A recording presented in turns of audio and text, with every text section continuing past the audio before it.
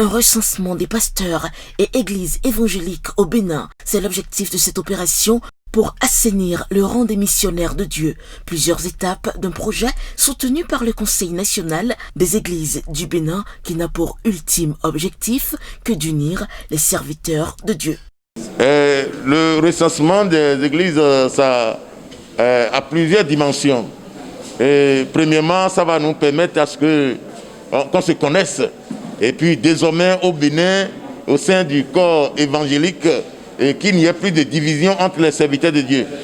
Deuxième chose, c'est une opportunité pour les serviteurs de Dieu parce que partout où tu seras, tu peux directement communiquer avec le pasteur d'une localité. Et ça va aider aussi pour la propagation de l'évangile. Et ça sera aussi un outil de développement pour l'Église et pour la nation. Ça va aider les gouvernants à reconnaître en réalité qui sont les serviteurs de Dieu protestants évangéliques qui travaillent au Bénin. C'est toute Église en général parce qu'il s'agit du corps de Christ.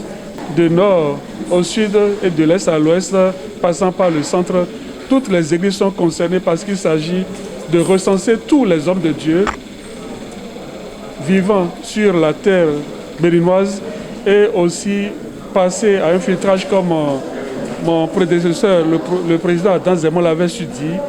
Il faut passer maintenant au filtrage pour en faire un annuaire téléphonique au point où nous puissions nous connaître les uns les autres dans tout département, dans chaque département que comprend notre pays, qu'il y ait un représentant qui peut témoigner de qui fait l'œuvre de Dieu, qui ne fait pas l'œuvre de Dieu.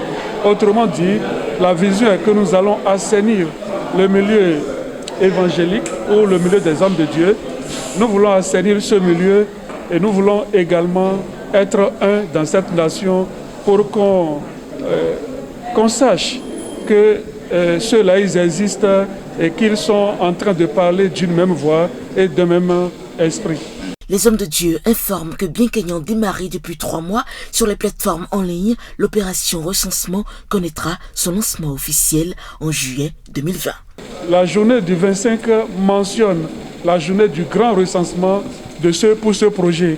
Et il faut dire qu'il n'y a pas que 25, il y a également le 24 où il y aura conférence de presse dans la maison commune à nous, le ministère des Affaires étrangères, dans la salle de conférence du ministère des Affaires étrangères.